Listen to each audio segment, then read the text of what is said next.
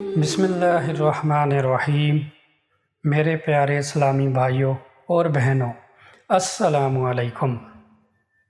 صحیح بخاری کتاب الایمان کی احادیث مکمل کرنے کے بعد آج جو باب ہم شروع کرنے جا رہے ہیں وہ کتاب العلم ہے۔ اسی سلسلے میں چند احادیث آپ کی خدمت میں پیش کرنے جا رہا ہوں۔ نمبر 1، ایک بار نبی کریم صلی اللہ علیہ وآلہ وسلم لوگوں میں بیٹھے ہوئے ان سے باتیں کر رہے تھے۔ اتنے میں ایک دیہاتی آپ کے پاس آیا اور پوچھنے لگا کہ قیامت کب آئے گی۔ آپ صلی اللہ علیہ وآلہ وسلم اپنی گفتگو میں مصروف رہے۔ بعض لوگ جو مجلس میں تھے کہنے لگے، آپ صلی اللہ علیہ وآلہ وسلم نے دیہاتی کی بات سنی لیکن پسند نہیں کی، اور بعض کہنے لگے کہ نہیں، بلکہ آپ نے اس کی بات سنی ہی نہیں۔ جب آپ صلی اللہ علیہ وسلم اپنی بات پوری کر چکے تو میں سمجھاتا ہوں کہ آپ صلی اللہ علیہ وسلم نے یوں فرمایا، وہ قیامت کے بارے میں پوچھنے والا کہاں گیا؟ اس دیہاتی نے کہا، یا رسول اللہ، میں موجود ہوں۔ آپ صلی اللہ علیہ وسلم نے فرمایا کہ جب ایمانداری دنیا سے اٹھ جائے گی، قیامت ہونے کا انتظار کر۔ اس نے کہا، ایمانداری اٹھنے کا کیا مطلب ہے؟ آپ صلی اللہ علیہ وسلم نے فرمایا کہ جب حکومت کے کاروبار نالائق لوگوں کو سونپ دیے جائیں گے تو قیامت کا انتظار کر۔ صحیح بخاری کتاب العلم حدیث نمبر 59۔ نمبر 2، ایک سفر میں جو ہم نے کیا تھا، نبی کریم صلی اللہ علیہ وآلہ وسلم ہم سے پیچھے رہ گئے اور آپ صلی اللہ علیہ وسلم ہم سے اس وقت ملے جب عصر کی نماز کا وقت آن پہنچا تھا۔ ہم جلدی جلدی وضو کر رہے تھے، پس پاؤں کو خوب دھونے کے بدل ہم یوں ہی سا دھو رہے تھے۔ یہ حال دیکھ کر آپ صلی اللہ علیہ وسلم نے بلند آواز میں پکارا، دیکھو، ایڑیوں کی خرابی دوزخ سے ہونے والی ہے۔ 2 یا 3 بار آپ صلی اللہ علیہ وسلم نے یوں ہی بلند آواز سے فرمایا۔ صحیح بخاری کتاب العلم حدیث نمبر 60۔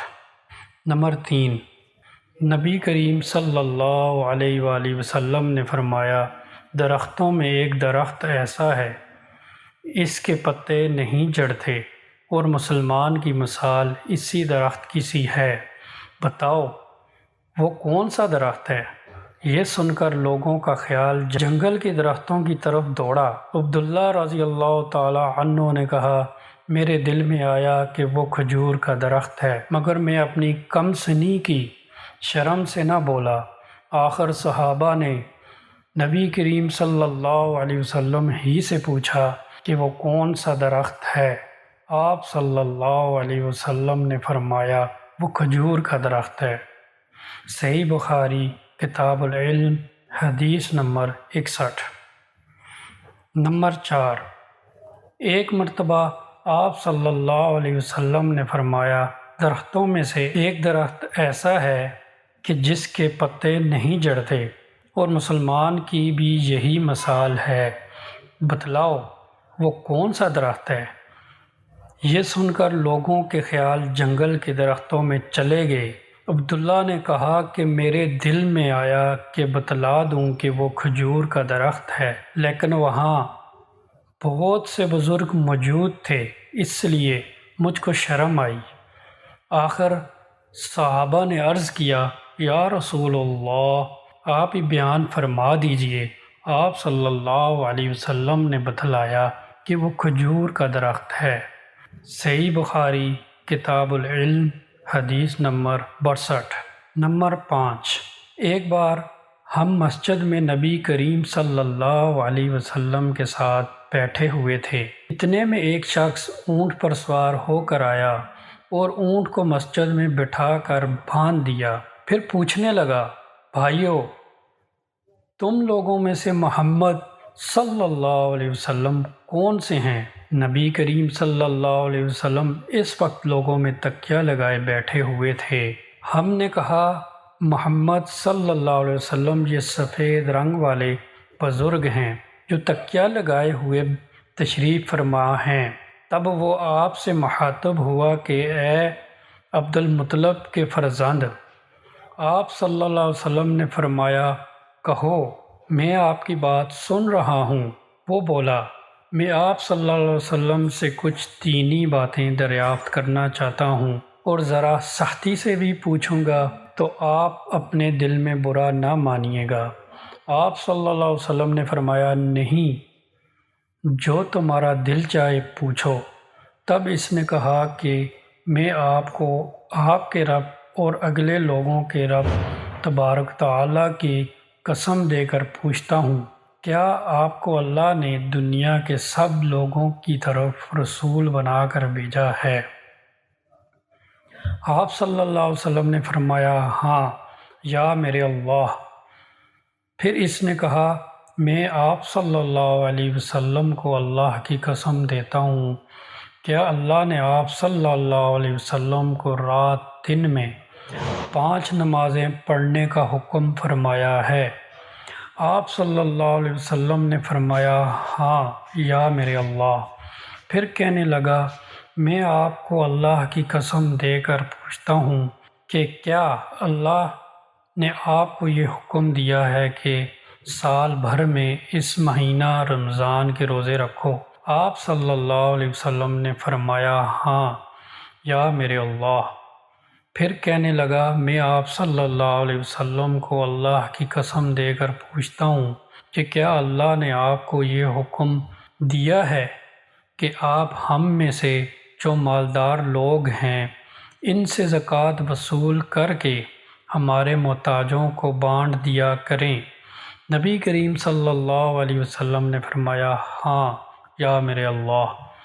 تب وہ شخص کہنے لگا جو حکم آپ صلی اللہ علیہ وسلم اللہ کے پاس سے لائے ہیں میں ان پر ایمان لایا اور میں اپنی قوم کے لوگوں کا جو یہاں نہیں آئے ہیں بھیجا ہوا تحقیق حال کے لیے آیا ہوں۔ میرا نام زمام بن ثعلبہ ہے، میں بنی سعد بن بکر کے خاندان سے ہوں۔ اس حدیث کو لیث کی طرح موسیٰ اور علی بن عبد الحمید نے سلیمان سے روایت کیا، انہوں نے ثابت سے، انہوں نے انس سے، انہوں نے یہی مضمون نبی کریم صلی اللہ علیہ وسلم سے نقل کیا۔ صحیح بخاری کتاب العلم حدیث نمبر 63۔ نمبر 6، رسول اللہ صلی اللہ علیہ وسلم نے ایک شخص کو اپنا خط دے کر بھیجا اور اسے یہ حکم دیا کہ اسے حاکم برین کے پاس لے جائے۔ برین کے حاکم نے وہ خط کسریٰ شاہ ایران کے پاس بھیج دیا۔ جس وقت اس نے وہ خط پڑھا تو چاک کر ڈالا۔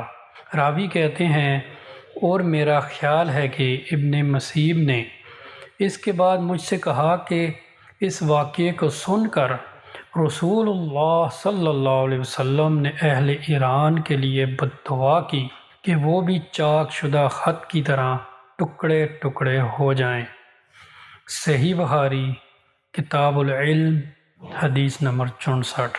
نمبر 7، رسول اللہ صلی اللہ علیہ وسلم نے کسی بادشاہ کے نام دعوت اسلام دینے کے لیے ایک خط لکھا یا لکھنے کا ارادہ کیا تو آپ صلی اللہ علیہ وسلم سے کہا گیا کہ وہ بغیر مہر کے خط نہیں پڑھتے، یعنی بے مہر کے خط کو مستند نہیں سمجھتے۔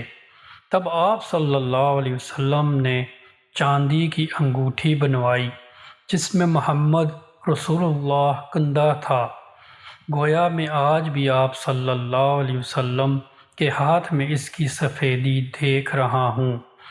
شعبہ راوی حدیث کہتے ہیں کہ میں نے قتادہ سے پوچھا کہ یہ کس نے کہا کہ اس پر محمد رسول اللہ کندہ تھا؟ انہوں نے جواب دیا انس رضی اللہ تعالی عنہ نے۔ صحیح بخاری کتاب العلم حدیث نمبر 65۔ نمبر 8، ایک مرتبہ رسول اللہ صلی اللہ علیہ وسلم مسجد میں تشریف فرما تھے اور لوگ آپ صلی اللہ علیہ وسلم کے ارد گرد بیٹھے ہوئے تھے کہ 3 آدمی وہاں آئے۔ ان میں سے 2 رسول اللہ صلی اللہ علیہ وسلم کے سامنے پہنچ گئے اور ایک واپس چلا گیا۔ راوی کہتے ہیں کہ پھر وہ دونوں رسول اللہ صلی اللہ علیہ وسلم کے سامنے کھڑے ہو گئے۔ اس کے بعد ان میں سے ایک نے جب مجلس میں ایک جگہ کچھ گنجائش دیکھی تو وہاں بیٹھ گیا اور دوسرا اہل مجلس کے پیچھے بیٹھ گیا اور تیسرا جو تھا وہ لوٹ گیا۔ تو جب رسول اللہ صلی اللہ علیہ وسلم اپنی گفتگو سے فارغ ہوئے تو صحابہ رضی اللہ تعالیٰ عنہ سے فرمایا کہ کیا میں تمہیں 3 آدمیوں کے بارے میں نہ بتاؤں؟ تو سنو، ان میں سے ایک نے اللہ سے پناہ چاہی، اللہ نے اسے پناہ دے دی، اور دوسرے کو شرم آئی تو اللہ بھی اس سے شرمایا کہ اسے بھی بخش دیا، اور تیسرے شخص نے منہ موڑا تو اللہ نے بھی اس سے منہ موڑ لیا۔ صحیح بخاری کتاب العلم حدیث نمبر 66۔ نمبر 9، وہ ایک دفعہ رسول اللہ صلی اللہ علیہ وسلم کا تذکرہ کرتے ہوئے کہنے لگے، رسول اللہ صلی اللہ علیہ وسلم اپنے اونٹ پر بیٹھے ہوئے تھے اور ایک شخص نے اس کی نکیل تھام رکھی تھی۔ آپ صلی اللہ علیہ وسلم نے پوچھا، آج کون سا دن ہے؟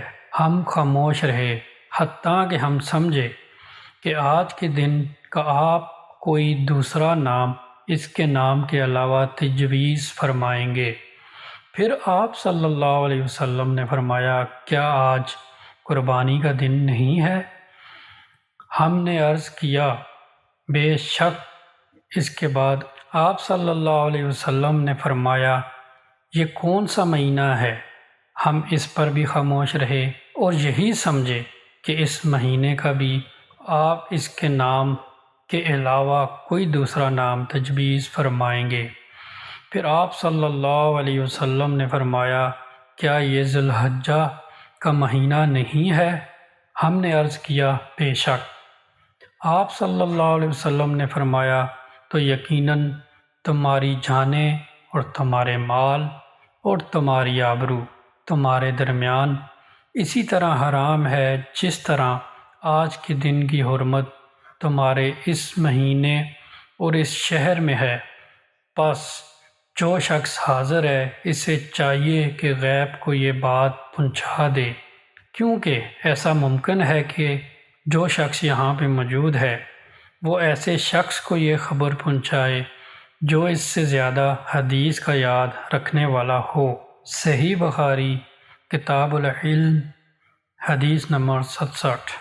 نمبر 10، رسول اللہ صلی اللہ علیہ وسلم نے ہمیں نصیحت فرمانے کے لیے کچھ دن مقرر کر دیے تھے، اس ڈر سے کہ کہیں ہم کبیدہ خاطر نہ ہو جائیں۔ صحیح بخاری کتاب العلم حدیث نمبر 68۔ محترم ناظرین سے التماس ہے کہ چینل کو سبسکرائب کریں، ویڈیو کو زیادہ سے زیادہ شیئر کریں اور احادیث کے متعلق کمنٹ باکس میں اپنی مستفید رائے سے آگاہ کریں۔